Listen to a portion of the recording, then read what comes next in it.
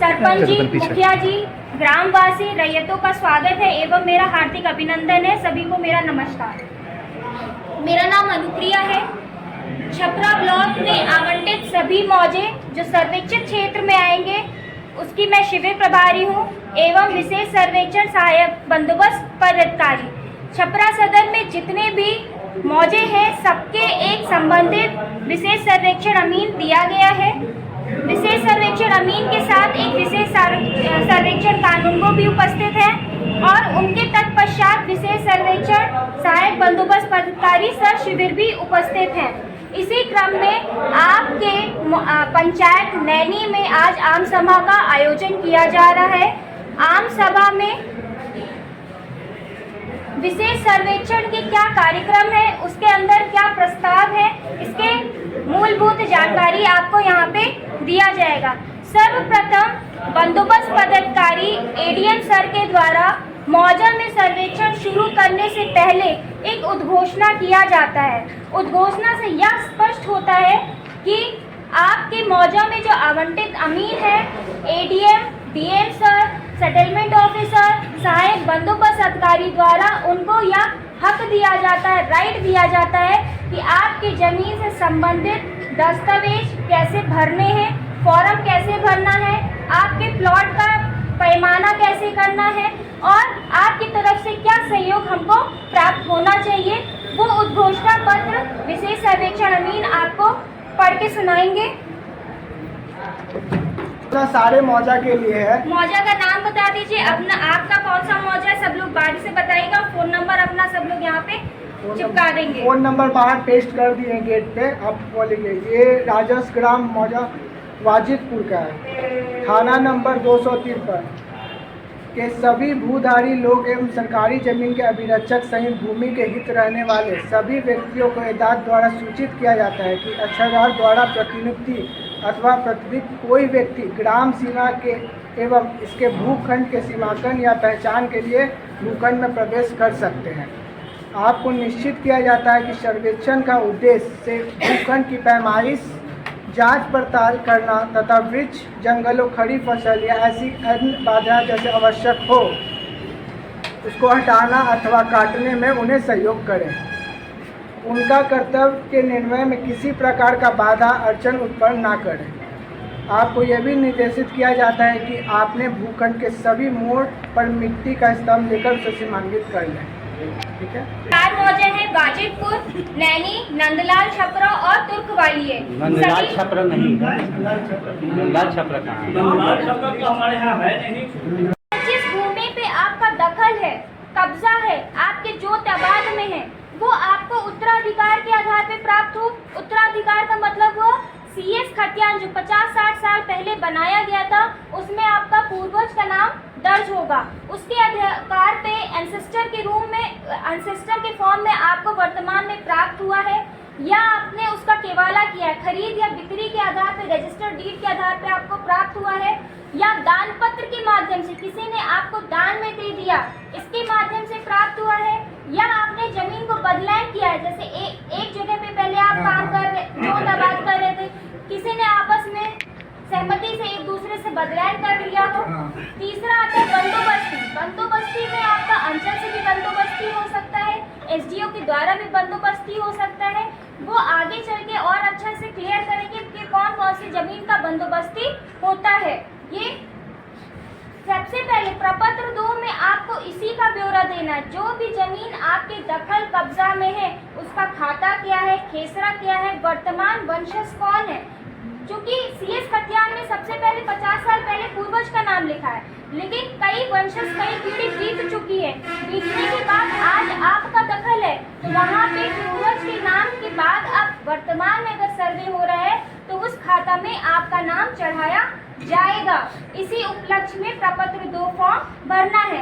अब देखिए प्रपत्र 2 फॉर्म कहता क्या है। प्रपत्र 2 पहला है नियम 6 उपनियम 1। ये जितने भी नियम लिखे हैं, उपनियम लिए हैं, विशेष सर्वेक्षण अधिनियम के अंतर्गत आते हैं।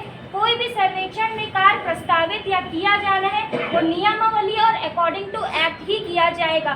कोई भी काम हम अपने मन से नहीं कर सकते हैं और इस चीज़ के लिए हमें बाध्य करता है बिहार सरकार का एक्ट विशेष सर्वेक्षण बंदोबस्त का।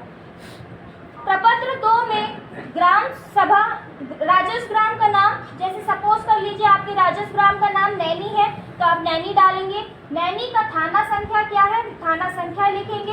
हल्का आप छोड़ देंगे, हल्का का यहाँ पे कोई इंपॉर्टेंस नहीं है। अंचल में हल्का कर्मचारी डालते हैं, हमारे यहाँ पे हल्का से कोई भी इसका वास्तविक आधार नहीं है। पुलिस थाना, थाना कौन सा आपका लगता है, अंचल आपका छपरा हो जाएगा, जिला आपका सारण हो जाएगा। इसमें कुल 11 कॉलम दिए।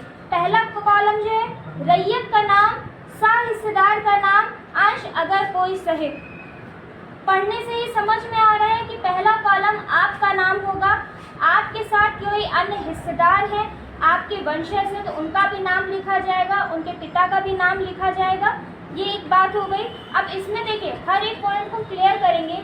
अब कुछ लोग का प्रश्न यहाँ पे आएगा कि अगर हमारा बंटवारा हो गया है, बंटवारा 2 तरीके से हो सकता है, मौखिक बंटवारा भी हो सकता है और रजिस्टर्ड बंटवारा भी हो सकता है। मौखिक बंटवारे के आधार पे अगर आपका जमाबंदी कायम हो गया है तो आप अपना अलग नाम इसमें भर सकते हैं।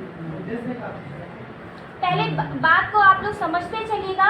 ये 11 पॉइंट खत्म होने के बाद एक एक जो प्रश्न है हम आपके प्रश्नों का उत्तर भी देते हुए जाएंगे। ये बात समझ में आई कि वर्तमान में आज इस भूमि पे, इस प्लेटफॉर्म पे अगर हम खड़े हैं तो यहाँ पे हम अपना नाम लिखेंगे। इस प्लेटफॉर्म पे जगह जो है ये हमें किस तरीके से प्राप्त हुई है, मेरे पूर्वज से प्राप्त हुआ है या प्लेटफॉर्म हमने खरीदा है, इसका भी जिक्र करना है। लेकिन उसका जिक्र होगा कॉलम नंबर 10 में। कॉलम नंबर 1 सबको क्लियर हो गया। कॉलम नंबर 1 में आपको अपना नाम भरना है, आपके साथ अगर कोई हिस्सेदार है तो हिस्सेदारों का नाम भरना है, पिता का नाम लिखना है। इतना लिखने के बाद ये कॉलम नंबर 1 का काम समाप्त हो जाएगा। कॉलम नंबर 2 में आता है स्थायी, मतलब आपका पता क्या है, एड्रेस क्या है, राजस्व ग्राम कौन सा लगता है, पोस्ट कौन सा लगता है, थाना कौन सा लिखना है, आपको अपना एड्रेस लिखना है। कहाँ का एड्रेस लिखेंगे, जहाँ का आपका भूमि है वहीं का आपको एड्रेस यहाँ पे मेंशन किया जाना है। कॉलम नंबर 3 में आता है, कॉलम नंबर 3, 4, 5, 6, 7, 8 स्वामित्व और धारित भूमि का ब्यौरा का बारे में 4-5 कॉलम बताए गए हैं, किस तरीके से स्वामित्व है आपका। कॉलम नंबर 3 में आएगा, मैंने सबसे पहले जिक्र किया कि CS खतियान में खाता लिखा होता है, खेसरा सबको ज्ञात होगा अपना, तो वही चीज़ आपको यहाँ पे लिखना है कि आपका खाता क्या है और आपका खेसरा क्या है। मान लीजिए जी हम वही बात आपको बता रहे हैं। मान लीजिए एक खाता आपका 12 नंबर है, 12 नंबर में 2 प्लॉट है, दूसरा खाता आपका 20 नंबर है उसमें 3 प्लॉट है। इस तरीके से हो सकता है, बिल्कुल हो सकता है। तो आपको खाता 12 में अगर 2 प्लॉट है तो यहाँ पे 2 प्लॉट लिख देना है। अगर खाता 20 में 3 प्लॉट है तो 3 प्लॉट। इस फॉर्म में जितना अट जाएगा, जितना इसमें आ सकता है उतना ही मेंशन करना। मैक्सिमम इसमें 3 आते हैं, स्पष्ट रूप से अगर लिखा जाए तो 3 अच्छे से इसमें आ जाएंगे। उसके बाद आता है रकबा। खाता लिख लिया आपने, अगर बच जाए तो दूसरा इसी तरह, हाँ सेम फोटोकॉपी आप इसके साथ और अटैच कर सकते हैं। खाता लिख लिया, रकबा खेसरा लिख लिया। अब जमीन का रकबा कितना है, तो आप लोग जमीन का रकबा हम लोग जो यूज़ करते हैं वो एकड़ और डेसिमल में यूज़ करते हैं। अगर आप बीघा और खट्टा में यूज़ कर रहे हैं तो आप यहाँ पे मेंशन कर दीजिए, हम लोग उसको कन्वर्ट कर लेंगे। अगर आप सक्षम हैं तो आप खुद भी कन्वर्ट करके एकड़ डेसिमल में यहाँ पे लिख सकते हैं। 7वां स्थान है, उसमें आपको लिखना है जमीन किस प्रकार की है। किस्म जमीन धनहर है, भीट है, परती है, आवासीय है, नगरीय क्षेत्र में आ रहा है, किस तरह की जमीन है आपकी उसका ब्यौरा यहाँ पे देना। ये 3-4 पॉइंट हमें लग रहा है स्पष्ट रूप से सबको क्लियर हो गया होगा, इसमें किसी को कोई आपत्ति नहीं होगी। फिर 8 पे आता है सेस छोड़ के लगान। जमीन कोई भी भूमि तब पूर्ण मानी जाती है जब उसका हम लोग दाखिल खारिज कराने के बाद जमाबंदी कायम करवा लेते हैं। अगर आपने किसी का केवाला भी कराया तो जब तक जमाबंदी नहीं हो तो तब तक एक मन में ये भाव रहता है कि मेरा जमीन पूरे तरह से मेरा स्वामित्व नहीं आया है। जमाबंदी कायम करने के बाद ही आप ये हम लोग ये विश्वास करते हैं पूरी तरीके से ज़मीन की संपत्ति अब मेरे हक में है। तो कितना लगान आप दे रहे हैं, इसको नहीं भी लिखेंगे तो भी कोई ज़रूरी नहीं है। लेकिन उसके बाद का जो कॉलम कहता है जमाबंदी रसीद संख्या आपकी क्या है, इसको मेंशन करना है यहाँ पे। इन केस बहुत लोगों का ये प्रश्न होगा कि मेरे पास जमाबंदी 80 साल पहले कटाई गई थी, अभी तक हम नहीं कटा रहे। XYZ रीज़न हो सकता है कि कर्मचारी नहीं काट रहे, अंचल में आवेदन पेंडिंग है, बहुत सारे रीजंस हैं, नया केवाला करा है तो इतनी जल्दी जमाबंदी नहीं हो पाएगी। तो हम अभी आपको यहाँ पे बाधित नहीं कर रहे हैं कि आप सारा डॉक्यूमेंट हमको सब ला के दीजिए। समय का थोड़ा सा अभाव है, हमें पोर्टल पे इसको चढ़ाना है। पोर्टल पे चढ़ाने का फ़ायदा ये होता है कि इस खाता खेसरा के वर्तमान दखल कौन है ये हमें पता चल जाएगा। इसका पता चलना इसलिए ज़रूरी है, अगर किसी भूमि का कोई दावेदार ही नहीं है, हर एक भूमि का कोई ना कोई दावेदार, कोई रैयत होगा, अगर आप उसको क्लेम ही नहीं करेंगे तो वो ज़मीन खाली मानी जाएगी। और ऐसे ज़मीन जो खाली है जिस पे किसी का कोई दावा नहीं है वो अल्टीमेटली बिहार सरकार में कंसिडर किया जाता है। इसलिए ये फॉर्म भरना अति आवश्यक है। आपके पास अगर कोई डॉक्यूमेंट छूट जा रहा है कि भाई हमें वंशावली बनवाने में टाइम लग रहा है, हमको नकल निकलवाने में टाइम लग रहा है, जमाबंदी आप समय ले लीजिए। ऐसा नहीं कि डॉक्यूमेंट आपको जमा नहीं करना, निश्चित तौर पे आपको डॉक्यूमेंट देंगे, बिना डॉक्यूमेंट की वेरिफिकेशन नहीं हो सकता है। कब तक लास्ट टाइम? अभी तो फिलहाल 15 सितंबर रखा गया है। अगर हमारे डायरेक्टरेट से अगर लेटर आता है कि आप इस चीज़ को एक्सटेंड करिए तो उस केस में एक्सटेंड डेट होगा, वो भी आपको सूचित कर दिया जाएगा।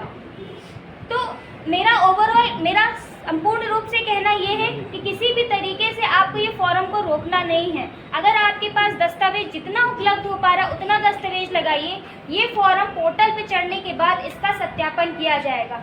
अगर हम कह दें ये ज़मीन मेरी है बिना किसी साक्ष्य के, तो क्या ये ज़मीन मेरी हो जाएगी?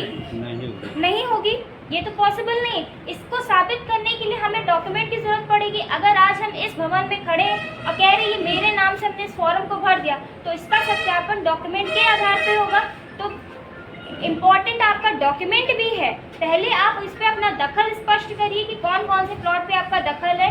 कोई अगर डॉक्यूमेंट छूट जाता है, समय छूट जाता है, तो इसके पीछे मेंशन कर दीजिए कि ये डॉक्यूमेंट हमको जमा करने में समय लगेगा या इतना देने का हमको समय दिया जाए। तो हमें ये क्लियर हो जाएगा कि ये डॉक्यूमेंट आपकी तरफ से आपको दोबारा लाके यहाँ पे जमा करना पड़ेगा। 2 सुविधाएं दी गई हैं इस फॉर्म को जमा करने के लिए। आप ऑनलाइन भी जमा कर सकते हैं और ऑफलाइन भी जमा कर सकते हैं। ऑफलाइन जमा करने का मतलब है कि अगर मौजा में अमीन विजिट करते तो आप अमीन को भी हैंड ओवर कर सकते हैं, क्योंकि शिविर कार्यालय ब्लॉक में अभी है, अस्थायी रूप से कंफर्म नहीं हमारी प्लेस, तो शिविर कार्यालय भी है। और जो लोग बाहर रहते हैं, जो सक्षम नहीं है कि अपने गांव में आके इस फॉर्म को भरें और जमा करें, उनके लिए ऑनलाइन सुविधा भी दिया गया है। Directorates of land records and revenue का वेबसाइट पोर्टल है, उस पर सेम यही फॉर्म मिलेगा। इसको आप हाथ से भरेंगे, सारा डॉक्यूमेंट इसमें लगाएंगे, इसको स्कैन करेंगे और PDF उसको अपलोड कर देंगे। PDF अपलोड होने के बाद संबंधित अमीन की ID में वो वहाँ पे शो करने लगेगा, जो सबसे आसान प्रक्रिया मुझे लग रही है इस टाइप की। बार बार आपको शिविर दौड़ने या भागने की जरूरत नहीं पड़ेगी उस केस में। ठीक है, मैं पूछूं कि आधार पे जमीन प्राप्त की है और वर्तमान में आप ही वंशज हैं, तो इसमें प्रपत्र 3(1) लगाने की जरूरत नहीं पड़ेगी। प्रपत्र 3(1) लगाने की तब जरूरत पड़ेगी जब आपके द्वारा जमीन जो प्राप्त है वो आपको पूर्वजों के द्वारा प्राप्त हुआ है, CS खतियान से प्राप्त हुआ है, तो वंशावली आपकी शुरू होगी पूर्वज के नाम से, जिनका नाम CS खतियान में दर्ज होगा। वहाँ से आप वंशावली को शुरू करेंगे और वर्तमान वंशज पे लाके आप उसको खत्म कर देंगे। इतना बात जी, यही बात दहेज के रूप में हम देके उनको विदा कर देते हैं। ठीक है, तो उस केस में हम लड़कियों का नाम क्यों लिखा जाए? ये अनुमान 90 से 95% लोगों का ये कहना है। 5% ऐसे माता पिता होते हैं, ठीक है, कि हम अपनी बेटी को भी हिस्सा देंगे, उनके पुत्र नहीं है, केवल बेटियां हैं, तो भी वो अपना नाम लिखा दें। आप इस चीज़ के लिए स्वतंत्र हैं कि आप बेटी का नाम भी दे सकते हैं, देना चाहते हैं पुत्र का नाम भी दे सकते हैं। अगर पुत्री को आपत्ति होगा कि नहीं हमें पिता के हिस्सा चाहिए, तो वो खानापुरी के टाइम भी दावा आपत्ति कर सकती है। खानापुरी के बाद जो LPM पर्चा बढ़ता है, एक संक्षिप्त रूप खतियान का होता है वो बढ़ता है, मैप बढ़ता है, उस टाइम भी दावा आपत्ति कर सकती है। दूसरा स्टेज हुआ। तीसरा जो सुनवाई प्रपत्र 14 की मेरे द्वारा किया जाएगा कम्प्लीटली शिविर प्रभाव, उसमें भी वो आपत्ति कर सकती है। उसके बाद बंदोबस्त कार्यालय में चौथा स्टेप है, उसमें भी वो अपना दावा आपत्ति कर सकती हैं। टोटल विशेष सर्वेक्षण में आपको 4 मौके दिए जाएंगे, जिसमें अगर आपके प्लॉट में कमियां रह जाती, कभी रकबा में इशू आ गया, हमने नापी किया, एजेंसी से हमारा मैप बन के आता है, उसमें अगर दिक्कत है, आपका रकबा कम हो गया, घट गया, बढ़ गया, आकृति विकृति चेंज हो गई, चौहद्दीदार का नाम नहीं लिखा गया, या फ़ोन नंबर आपका मिसिंग हो गया, या किसी केस में आप उपस्थित नहीं हो पाए, आप अपना दस्तावेज नहीं दे पाए और खाता आपके नाम से नहीं खुला, उस केस में भी 4 आपके पास स्टेप है अपना दावा आपत्ति देने के लिए। ये स्टेप शुरू होता है खानापुरी, पहला स्टेप हमारा ये है। इसके बाद की जो प्रक्रिया है, ये आप फॉर्म जमा करने के बाद हमको अपने कार्यालय से CS नक्शा प्राप्त हो जाएगा, विशेष सर्वेक्षण का नया नक्शा प्राप्त हो जाएगा, जिसको हम कहते हैं स्पेशल सर्वे मानचित्र। स्पेशल सर्वे मानचित्र का रोल क्या है यहाँ पे? CS खतियान बना 5 साल पहले, अगर 1 नंबर प्लॉट है तो आज 1 नंबर प्लॉट हो सकता है 3 में विभाजन हो गया हो, 4 में विभाजन हो गया हो, या एक ही बना हो। उस का संपुष्टि कौन करेगा? उस चीज़ का इन्वेस्टिगेशन और पकड़ो, उस चीज़ का क्या करेंगे विशेष सर्वेक्षण अमीन? किश्तवाड़ के टाइम हर एक प्लॉट पे इनको जाना है। एक मौजा में अगर 2000 प्लॉट है तो अमीन को हर एक प्लॉट में जाना है, हर एक प्लॉट के वर्तमान दखलदार का नाम फिर से लिखा जाएगा, फिर से रजिस्टर बनेगा। प्लॉट नंबर 1 अगर आपका है तो आपको उस दिन वहाँ पे उपस्थित होके अपना चौहद्दीदार का नाम लिखाना पड़ेगा, अपना नाम लिखाना पड़ेगा, फ़ोन नंबर लिखाना पड़ेगा। क्यों ज़रूरी है फ़ोन नंबर लिखाना? आगे चल के जब आपका खानापुरी में काम शुरू होगा, कोई दिक्कत आता है, आपको कोई इन्फॉर्मेशन देना है, मैसेज कन्वे करना है, तो फ़ोन नंबर ऐसा दीजिएगा जो फ़ोन हमेशा चालू हो। बंद रहने पे क्या होता है, हम कोई सूचना ही आपको नहीं दे पाएंगे। आमतौर पे हम लोग क्या करेंगे, समय समय पे आम सभा करते जाएंगे, यहाँ पे आपके गांव में हर टोला में नोटिस पेस्ट करेंगे, लेकिन कभी कोई बाहर है नहीं आ पा रहा, तो उस केस में फ़ोन नंबर की आवश्यकता अनिवार्य रूप से हमें पड़ती ही पड़ती है।